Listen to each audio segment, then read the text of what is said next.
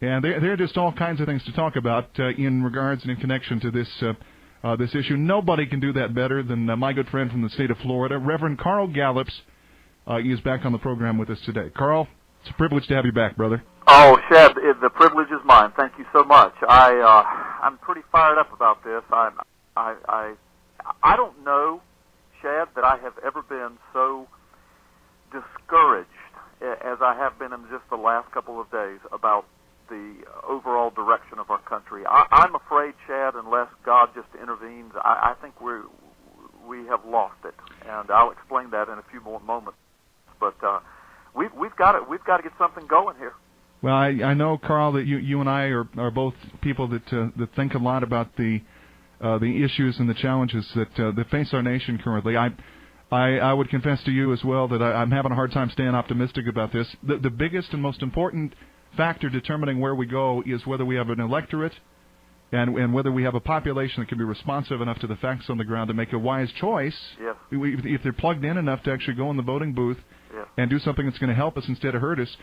I don't know that we're a country anymore that can even recognize what that is or realize the motivations and the necessity of changing course. Now, that's my pessimism for the day, and I guess we can get our pessimistic cards out of the way and go from there. Just give me your thoughts about this investigation on the part of Arpaio there in the state of Arizona. Of course, we're talking about Maricopa County Sheriff Joe Arpaio, who released his findings on WorldNet Daily and streamed those to the world as of last week. What were your thoughts? I know you must have watched that.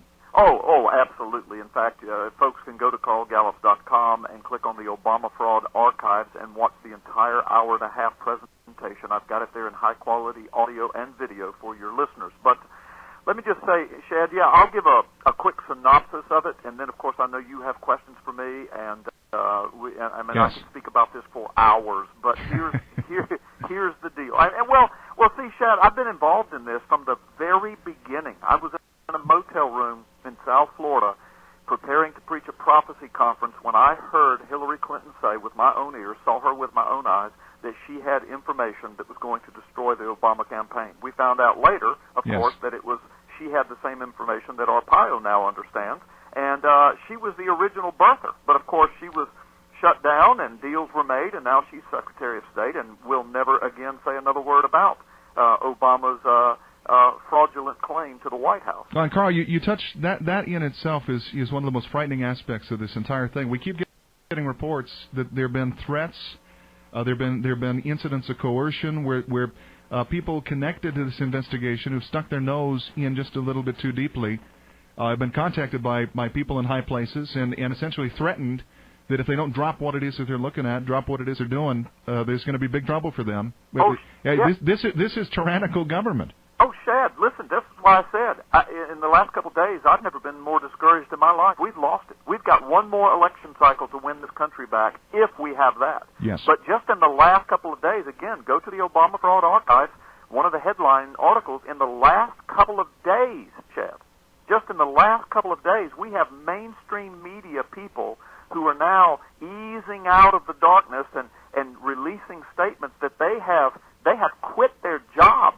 In the last couple of days, they are terrified at the threats they've received from federal authorities, Shad. Now, Carl, I come from as you know, and you know my background. I come from a job inside the mainstream media. I was an investigative television reporter, television news anchor, and so nobody knew that inside this, the sort of mild-mannered news anchor persona was this seething cauldron of conservative thought. Nobody knew that until about 2 years ago when I stood in the city park and I talked about the fact that America was headed down the wrong road.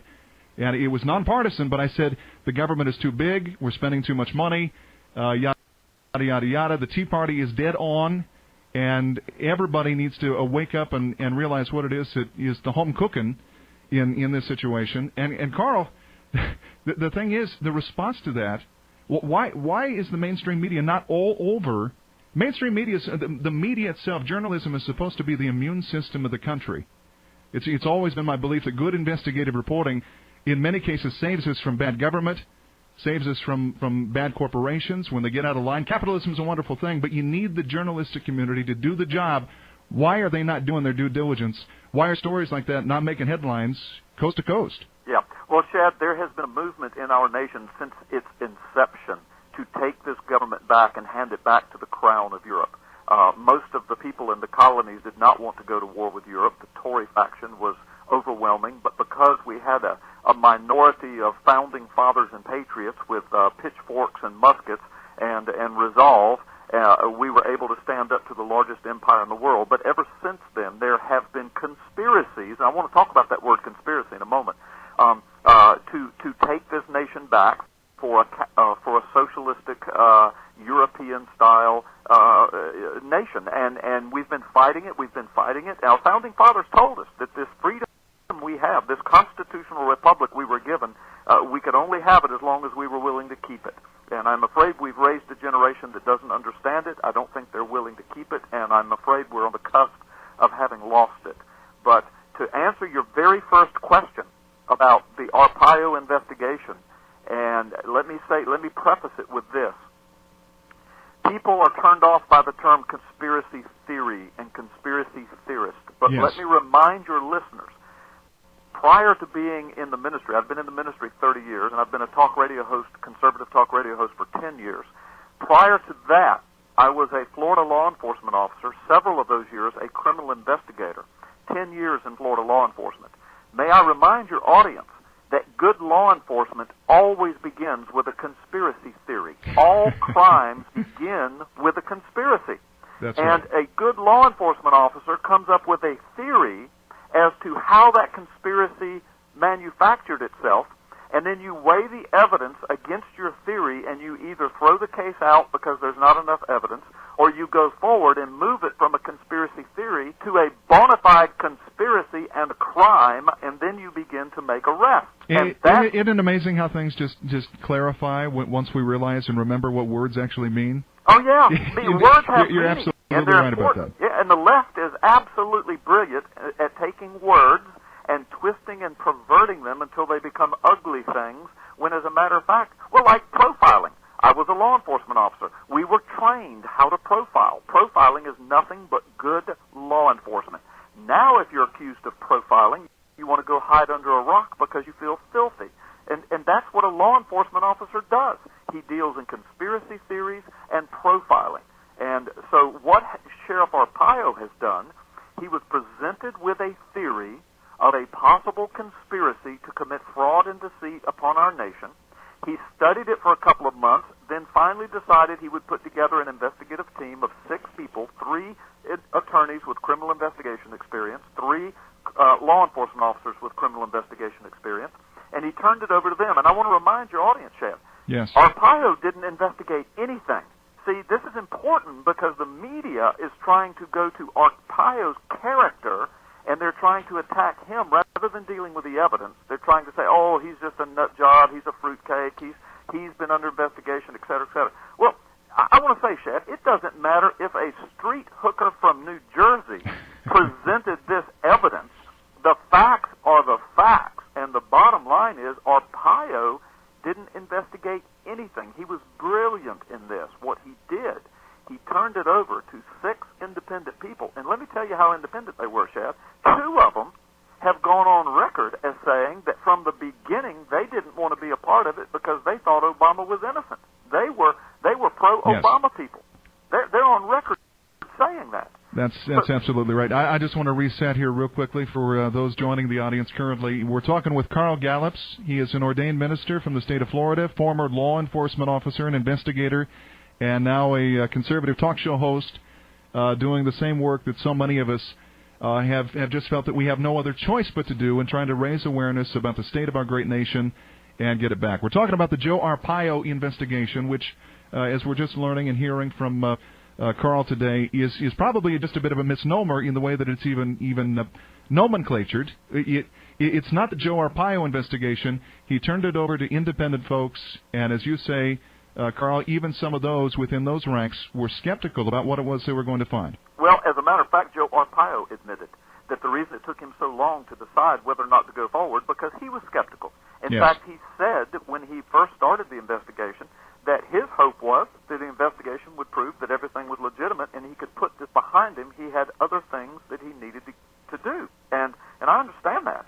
I have said from from the very beginning in all of my reporting, that I hoped that I was wrong. But as a criminal investigator mind that I have, from 3 years ago, I was listening to Hillary Clinton. I was watching what was happening. I was listening to Obama. I started researching. I started investigating. I dug through records.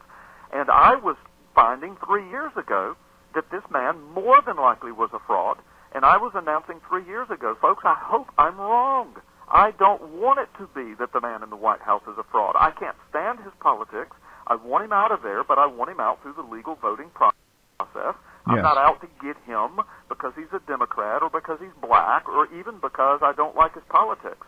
I want us to have a constitutional republic and a nation of law, because the only alternative is that we are some kind of banana republic, socialist European nation. No, that's absolutely right. Carl, we need to step away for a break. We're going to have Carl Gallups. If you like what you hear, and how can you not, we're going to flesh this out. We're going to spend some real time. We're going to take the balance of this hour, and as long as we decide is necessary or prudent, in the second hour of today's broadcast, dedicated to this topic, and this topic only. I think it's being massively overlooked by the mainstream media.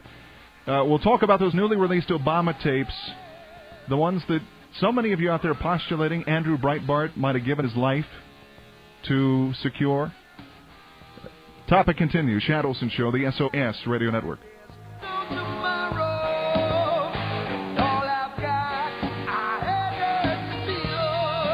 And I think we all win in our country. We don't want this to continue. You know it's been continuing on and on and on. I like to think maybe we're doing something to resolve this problem. The Shad Olson Show.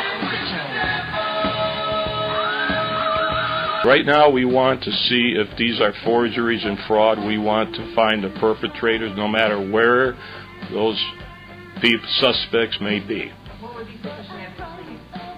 Just like any other forgery case. I think we have a little experience.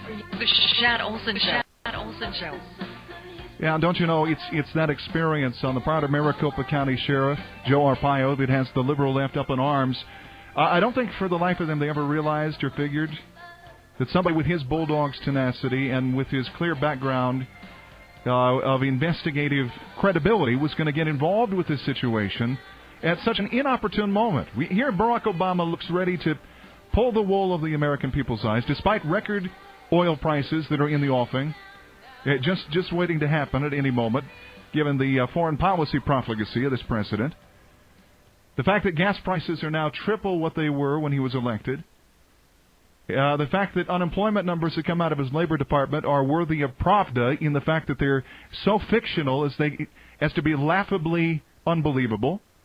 Oh, 8.3%, absolutely 8.3%. Only problem with that is after 99 weeks, you're no longer unemployed. So if you're chronically jobless long enough, eventually the definition no longer applies in terms of your classification. It's part of what this government is doing. We're seeing the lies, the deception that's going on just in the way that they traffic in facts and figures.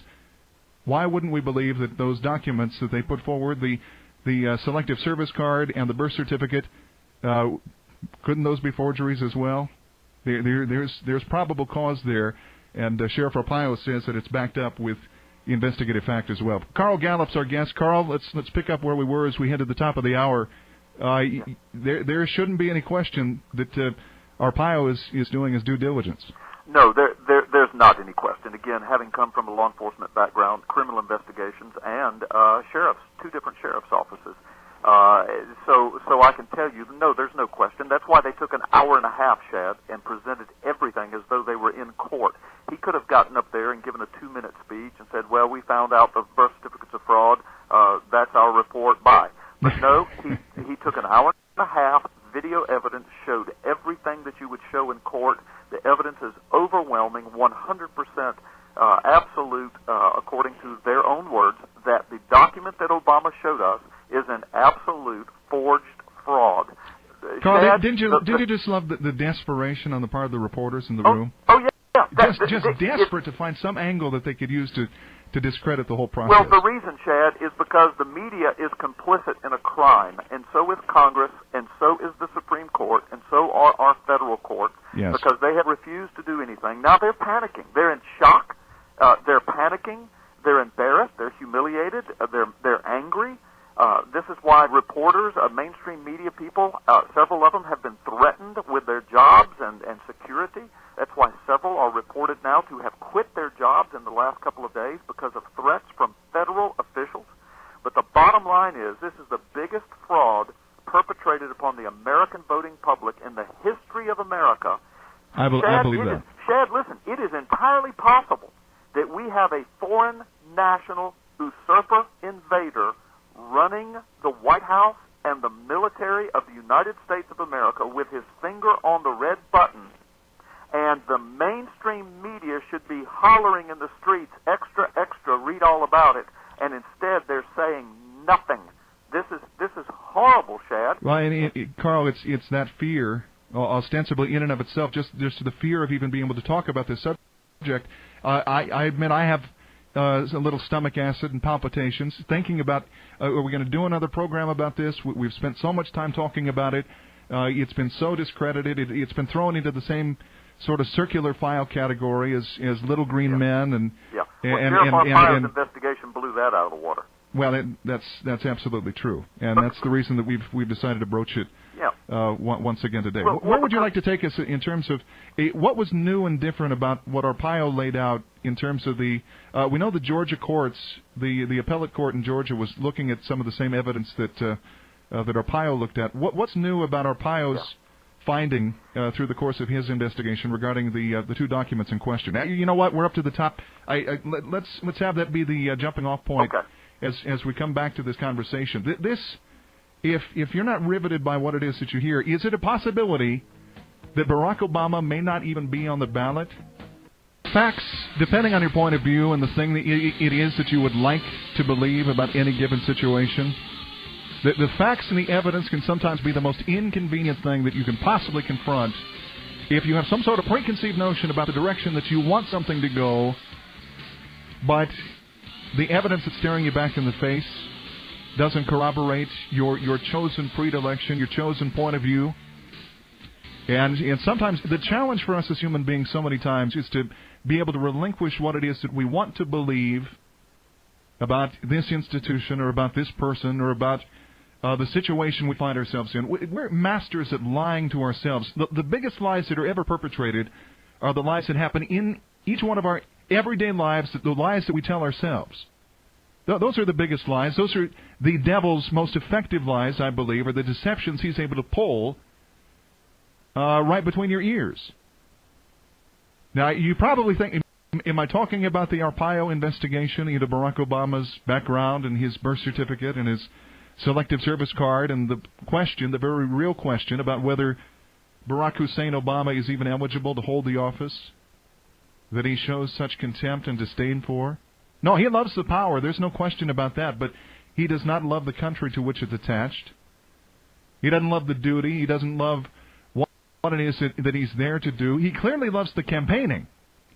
And I look over here at Fox News, and I see that there are now new questions being raised about the way that he's using staffers, paid staffers, as fundraising surrogates out on his campaign trail that's never ended. You know, it started back in 2006 in the Illinois State Legislature or in the U.S. Senate and never stopped. It just continues even after he's elected. Rather than govern, rather than apply himself to actually finding solutions to the problems and challenges that stare us in the face as a country, Barack Obama's out there making sure that he's able to perpetuate his political power. What do we say repeatedly on this program? The difference between a statesman and a politician is what they do during their election. A politician will tell you what you want to hear based on focus group polling analysis and a very highly paid cadre of number crunchers who will tell them exactly the position they need to take in order to get reelected. A statesman will tell you the truth. If you don't want to vote for him, so be it. They're going to go home and they're going to plant their crop anyway. That's the difference between a statesman and a politician. We're seeing that difference played out in the GOP field, I believe, as well. And no, we don't have to name any names, but there are people who are just so closely guarded and they're just so closely calculated. They never say anything that ruffles anybody's feathers. Wouldn't want to offend anybody. Wouldn't want to say anything that might be controversial. It might offend this segment of that very key demographic. sir, we can't possibly do anything on this message because if we did, it might jeopardize our standing not in the primary but in the general election. And of course, we're talking about Mitt Romney. Now, what did I say about Mitt Romney? Well, he's like that football player who's out there and the pass is thrown perfectly in his direction, and he's so wide open that he turns for the goal line before he secures the football. Well, in this case, the football is the conservative wing, the conservative base, the conservative foundation of the Republican Party. The majority, the silent majority of Americans that we know have just finished a long period of sitting on their hands before finally deciding that they need to get up and do something about the state of their nation. Mitt Romney never did anything to put himself in a position to be able to secure those people, and the reason he can't do it is because it's not what's inside his heart. Oh, he can fake it. He can politically analyze it. He can make the perfect adjustment here and there to make sure that, well, he still gets their vote in the end because he's going to be the last guy standing. Thanks to Newt Gingrich and everybody else who stayed in the race and split the conservative vote. Best thing we could have done is to sat down and said, we need one candidate to run against Mitt Romney. If we have one candidate who can coalesce the entirety of the conservative base, we beat Mitt Romney 2-1. But we never did it because everybody had their eyes on the fact that, well, this is such a vulnerable year. Our movement is so energized. Barack Obama is so vulnerable that we're going to win the presidency. And that ambition has clouded the ability of patriots and conservatives to win this portion of retaking our country. And I'm monologuing far too long. The question we're dealing with my good friend Carl Gallups from the state of Florida, who we've held through the top of the hour, is whether there will be a different Democratic challenger possibly on the ballot. Now, maybe it's too late for all that, but it's very possible that there could be some complications on the part of Barack Obama on having his name in that incumbent slot on that all-important piece of paper on November 6th. Carl Gallups, we continue our conversation. Welcome back to the Shad Olson Show. Oh, thank you, Shad. It's my honor. Well, we're neck deep in this Arpaio thing. We see the videos that have now been released, the Obama videos that were promised by Andrew Breitbart at that famous, now infamous CPAC speech that he gave, just in the final year of his life, as it turned out. Have you looked at some of the video that was released yesterday? Yes, I have. Uh-huh. Is there anything new in that we didn't know about Barack Obama, in your estimation? Not necessarily. I mean, we've got a new name, Professor Derek Bell, one of the most radical racist professors that he had, and Obama has shown fully embracing him, both physically and philosophically. And, yes. And the other thing we've been able to do is to make the connection that this Derek Bell has direct connections to Jeremiah Wright, and Jeremiah Wright quotes Derek Bell a lot, has quoted him. Surprise, surprise. Yeah, and Obama, of course, lied and told us that he didn't really know Jeremiah Wright until he joined his church, but didn't really listen to anything Jeremiah Wright said, so for us not to worry. But as we find out, Jeremiah Wright, Derek Bell, Barack Obama, known each other all this time and have embraced each other's socialist, radical, racist views. And of course, Charles Ogletree, another professor at Harvard, on record now and on video, we see him saying that in the 2008 election, they purposely covered and hid this from the media. Of course, what I want to shout at the TV is, what difference does it make? The media wouldn't have reported it anyway. No, and that's absolutely right. We refer to the mainstream media here as Barack Obama's uncompensated super PAC. He doesn't need to pay him a dime because they're going to go out, they're going to carry his water and conceal his dirty laundry all at the same time, and they don't expect anything in return except the loving adulation of their dear leader.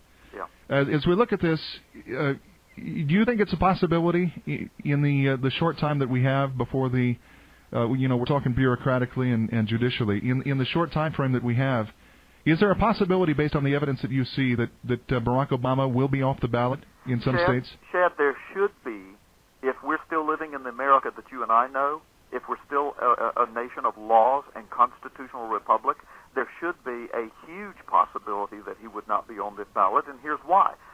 Shortly after the Arpaio investigation was released to the public, an hour-and-a-half presentation of the condemning and irrefutable evidence, a legislator from Arizona went straight to the legislative body, introducing a bill to take Obama off the ballot for November. Now, if that happens, of course, that'll be one state. But it's my understanding from reports I've been reading through WND.com and other sources that there is a bevy of states, 6, 7, 8 states that are kind of lined up to look at the same thing. Now, we don't know what other states have been influenced by the Arpaio investigation, because anybody that took the time to watch that video would be absolutely blown away, dumbfounded. It's like sitting in a courtroom and watching the evidence, and it's irrefutable. I mean, Arpaio says we will be making arrests in this, and I will be taking this to higher levels, and we will be continuing our investigation because we've uncovered so much stuff we don't even have time to tell you about it. Carl, with your indulgence, let's go ahead for the audience, for those listening and watching on the live stream and over the airways as well. Let's play the portion of Sheriff Arpaio's presentation that you referenced right there. Okay. Right now, we want to see if these are forgeries and fraud. We want to find the perpetrators, no matter where those suspects may be. What would be sufficient evidence for you? Just like any other forgery case. I think we have a little experience. I just would like to see the president, if he can come up with some other documentation to put this to rest. That's kind of... So, I mean, right there, Carl, he says there are perpetrators. We're going to go where the facts and the evidence lead us. Yeah. And this isn't just an exercise for some sort of media stimulation or for notoriety. We actually have an objective here, and where there's criminality, we're going to level criminal charges. Right. This is a duly sworn and official law enforcement investigation, the kind of which I was involved in for almost 10 years of my life. I understand how these things work. I know what they're talking about behind closed doors, the law enforcement officers. I know some questions that the media should have asked, but they didn't, and I know Arpaio is probably glad. And I'll give you an example of one in a moment.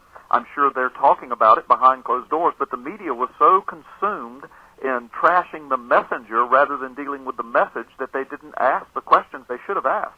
One of the questions they should have asked, and I'm sure Arpaio's kind of glad they didn't, because he would have had to have answered in the affirmative, and it would have shocked the nation. But one of the questions should have been something like this. Well, Sheriff Arpaio, you're saying a fraud has been committed, a forgery has been committed, and you're going after the perpetrator of it, and you're saying somebody did it. You don't believe that Barack Obama actually did it, and we appreciate that, but you're saying that it is a forgery. And, of course, Arpaio would have said, yes, that's exactly what we're saying. And you will be making arrests. Yes, we will. So it is a crime. Yes, it's a felony.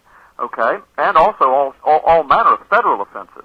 Now, the next question should have been, well, wouldn't Barack Obama be complicit in these felonies and federal crimes? Yeah, yes. He stood and held the document before the whole world on national television, at which point Arpaio would have had to have said, absolutely, he is absolutely complicit in federal and criminal and felony crimes. Well, what you say, Carl, makes simply too much sense to be ignored in that direction. The question I have is that not only is the mainstream media not looking at this, there are those in sort of the cloth and the cookie cutter that shape some of the conservative commentary in this country. There are some out there who are refusing to look at this and even scoffing at those of us who do. And I'm talking about big-name, nationwide people. We'll mention them by name when we come back and ask the question, why are they shirking their responsibilities of investigation and exculpatory journalism that only finds a place and a home and a voice in the alternative media, the so-called new media in the United States? If you're going to be on that side and gain the benefit of that label, at least have the decency to do the work. Back with more from Carl Gallups as we continue the Shad Olson Show. This is the SOS Radio Network.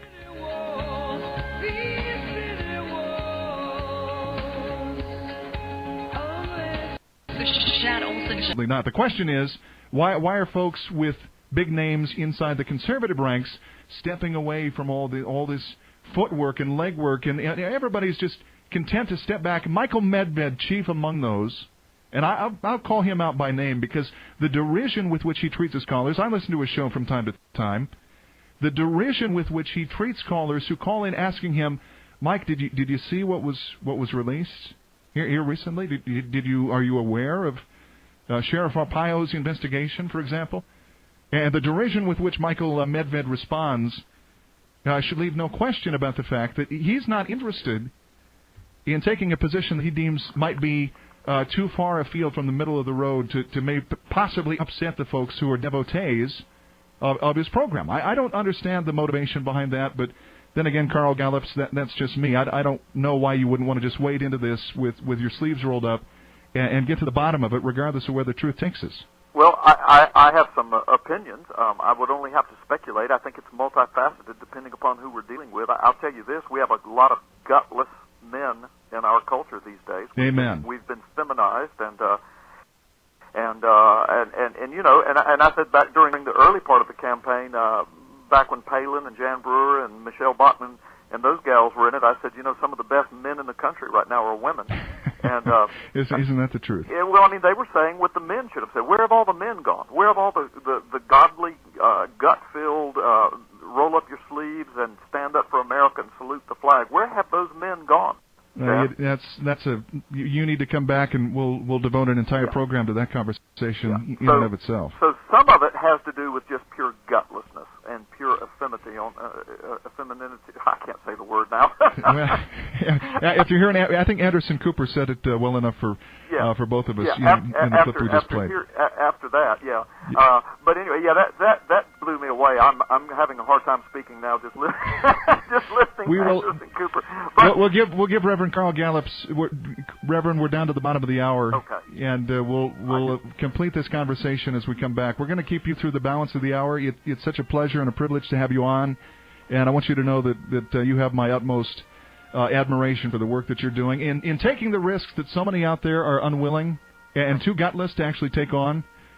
Never let Reverend Carl Gallups, talk show host from the great state of Florida, former law enforcement and investigator, and a person who's eminently dedicated to the truth that we know, according to that good book, will ever and always set us free. The truth will set us free. Could it potentially set us free from the maniacal and I believe satanically ordained intent of the grandest conspiracy that's ever been devised on planet Earth? It started, people always ask me, you know, you've heard of this thing called progressivism, Shad? It started back in the 17th century.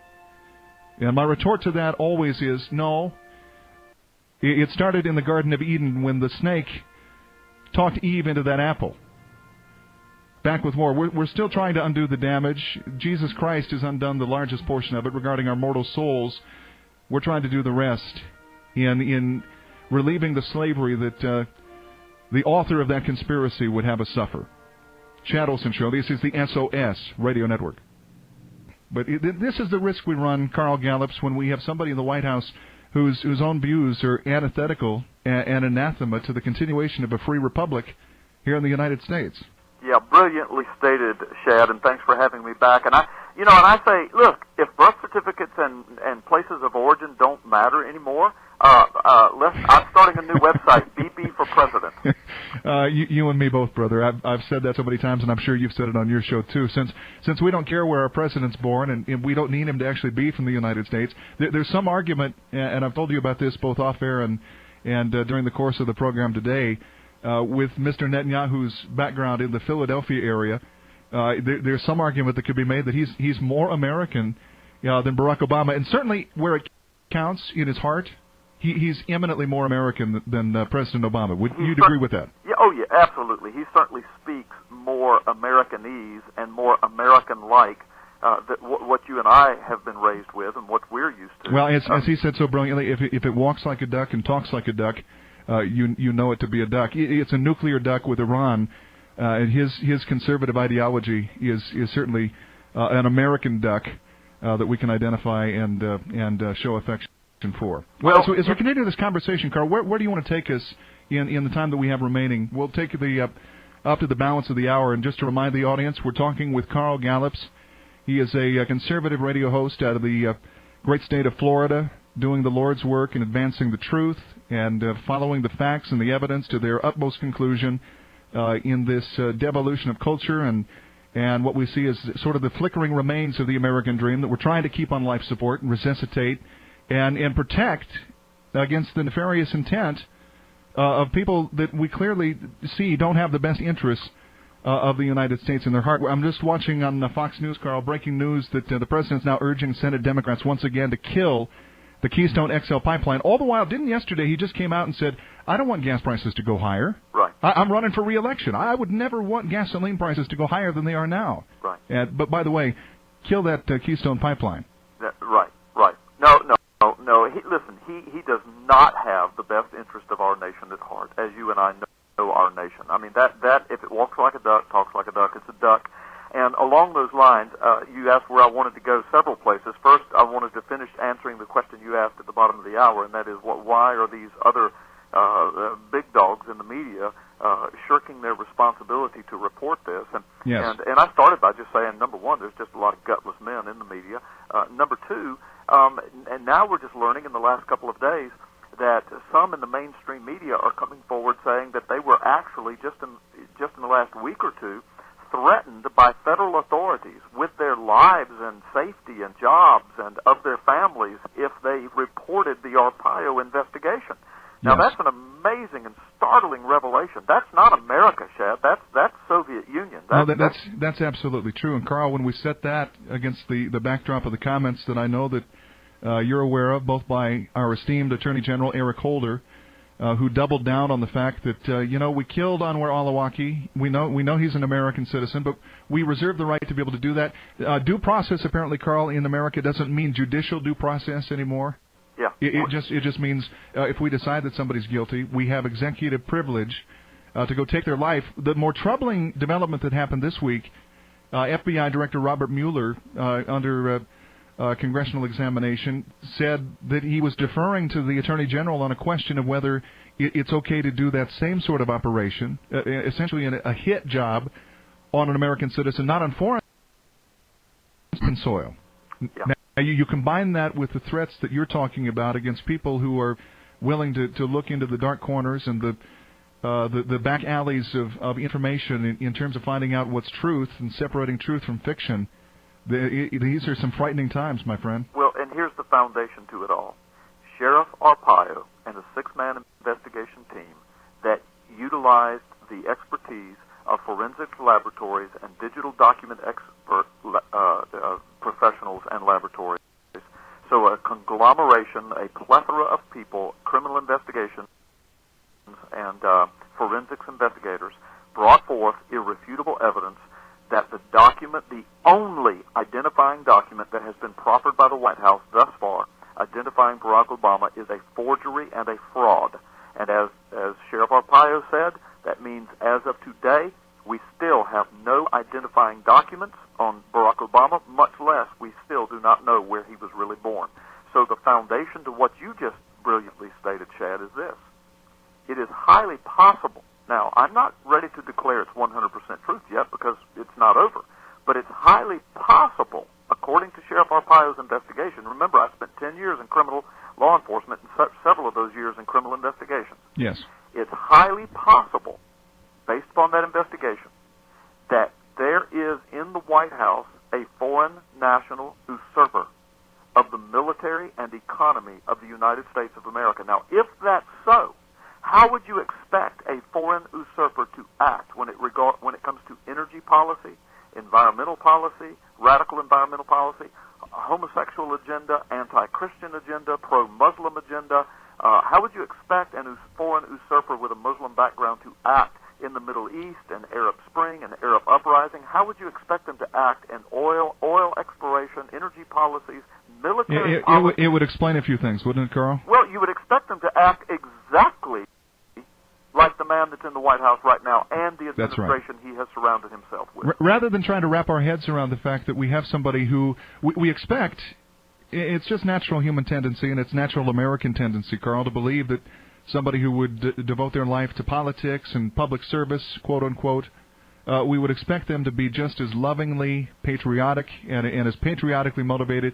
I talk frequently on this program about that inherent strand of patriotic deoxyribonucleic acid that's inside each and every one of us. It resonates every time we hear the truth of the Constitution elocuted and articulated effectively. You can feel that little buzz inside you when you hear somebody speaking in a way that upholds and lifts and motivates and energizes the exceptionalism of America.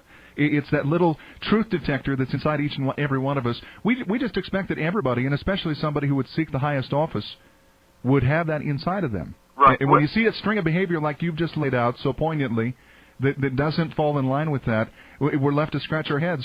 On what meat doth this our Caesar feed? It becomes the question. This would explain everything, wouldn't it? Well, it would, and so now we should not scratch our heads because the criminal investigation evidence has been laid before us in an hour-and-a-half news conference. No longer should we scratch our head. Every newspaper in this nation ought to have as its headlines, extra, extra, read all about it. But not a single mainstream media is carrying this. And I would be remiss if I did not remind our audience of this or inform them if they've not watched the video yet. In that meeting, Shad, there was something amazing that Arpaio had his information officer Zolo say. And Arpaio reminded him, he said, oh, yeah, we haven't told him about the sworn affidavit from a high government official. And Zolo came back and said, oh, yes, please. He said, I apologize for not saying this. He said, we have a sworn affidavit from a high-ranking government official who will swear in federal court that some years back he was standing in the front yard of Bill Ayer's mother's house when she introduced this current high-ranking government official to a young black man standing in her front yard. She said, this man is a foreign national student. We're trying to get him an education in the United States of America. I want to introduce you to Barack Obama. She didn't say, I'd like you to meet Barack Obama. He's from Hawaii? No. She said this is Barack Obama? Student who we are trying to get an education in America. So those inconvenient things, we're going to have to step away. Our final break, Carl. I want to leave us plenty of time to continue and try to put a bow on this entire scenario. Our final commercial break here on the program. Aren't those truths and those facts and those little anecdotes like what Carl Gallups just so brilliantly shared? Such inconvenient. You want to talk about inconvenient truth, Al Gore? That's some inconvenient truth right there. I want to see where this goes. So am I going to turn this over to the federal investigators? Oh, okay. Or the Attorney General? Should I turn it over to the Attorney General of the United States? Haven't decided where to go with this yet. And that's going to be a big decision that I have to make. But I can't let it die. We have evidence. We went public. The Shad Olson Show. Maricopa County Sheriff in the great state of Arizona, Joe Arpaio right there. That never ceases to crack me up. The reporter asked, well, are you going to turn this over to the feds? Joe, you've done all this legwork and footwork, and you're dotting the I's and you're crossing the T's on this inquest into the documents that were submitted not by some stranger off the street, but off the Barack Obama administration themselves in response to the scrutiny and the attention given to it by folks like Donald Trump and others out there. You can point your finger, you can laugh derisively all you want. The fact of the matter is, as Joe Arpaio has said, and as Carl Gallups has said on this program, as we've just had a wonderful discussion with him, the fact is, what do you do with the fact that it looks for all the world like these documents were created out of thin air? There's some sort of criminality that's taken place when you hand me a document and say these are the sworn, bona fide, A+ certified ground chuck. This is the prime goods right here. We're submitting under oath and under penalty of perjury that these are the real deal. This just isn't. This isn't Little League that we're playing with here. And Carl Gallups is our guest. He's a talk show host from the state of Florida. He's an ordained minister. More interestingly, as is germane to this conversation, he's also a former law enforcement official and investigator, criminal investigator. Carl, we're not just talking about. There are some who would suggest that possibly this was a grand hoax conceived by the Obama administration. They want to keep the birthers, quote unquote, off of their game. They want to keep them off balance by giving them something that they know to be untruthful. What would you say to that? Well, Shad, the fallacy is, so your argument is that a federal crime a felony was committed to play a hoax on the public, and it was committed by the president and the office of the presidency, that's even a grander crime than what he's accused of. Just as a large that's call. like me burning down somebody's house and then saying later, "Oh, I was just playing a joke on the neighborhood." You know, it just as a lark, just as a practical joke. Yeah, there are all these people out here who don't joke. believe that Barack Obama's from the United States. So just to kind of tweak them and goose them just a little bit, we're going to give you these documents. We're going to tell you they're real, but we made them up. Right, and it's all a fraud, and we've committed forgery, and we've committed felonies and federal offenses, but it's now, all... wouldn't that fulfill the definition of high crimes and misdemeanors right there? Well, it fulfills the definition of absurdity, and as you pointed out so brilliantly, Shad, we have people in the mainstream media who are actually using that argument, and they believe it. They believe it themselves. They actually believe it. Well, it's not just the mainstream media. The thing that absolutely chaps me about this, Carl, there are people who do what you and I do on even larger stages who've been saying exactly the same thing. We can't talk about this because it's been made radioactive by the same people who use disinformation to discredit anybody who tries to go after the truth. Right. We put this in the same category as the trailer park tornado and the aliens who came down and ate my guinea pig. Right. You can't even touch it. It's been made so white hot radioactive that people even with investigative journalism backgrounds like me and criminal investigative backgrounds like you, we can't actually look into it. But that's the name of the game, isn't it? Well, it is, but it's a spiritual game. It's like Ephesians chapter 6 says. I mean, it's wickedness in dark, high places, and our battle's not always against flesh and blood. And you and I know that as believers in the Word. But the deal is, listen, for the last 3 years that I've been investigating this and exposing this, I have been unashamed and unafraid to admit that I am a birther, and all that means is I have always asked the patriotic, legal, constitutional question, where was our president born? To this day, no one knows. No one knows. A Congressional Research Service Committee report issued a couple of years ago admitted that he was never vetted in any official way. And now we have a criminal investigation which has proven conclusively that Barack Obama's only piece of evidence that he has proffered to the American public, the long-form birth certificate, is a forgery and a fraud. And his selective service card, forgery, fraud, and on it goes. And Carl, there's so much more that we could say. We're down to a precious few seconds here on the program. First and foremost, before we do anything else, don't pass go, don't collect $200. I want to give you an opportunity to give us your website, areas where they can access the material that you're putting out, and the information you work so hard on. Give us your websites. Thank you. Thank you for that. It's very easy. CarlGallups.com. GALLUPS. CarlGallups.com. You can see the links, follow the links. It'll take you everywhere. You can spend hours there on all of this, plus so much more. But at the top of that page, you'll see a link that says the Obama Fraud Archives. If they'll click there, they will find a wealth of easy-to-see, easy-to-use, categorized information and the entire 1.5-hour video presentation of Arpaio's press release. Well, Carl, you're a friend and a brother, and as I've told you off the air, you have an open invitation on these airwaves anytime you require or desire, and we just this 2 hours has absolutely evaporated in record time, and I think that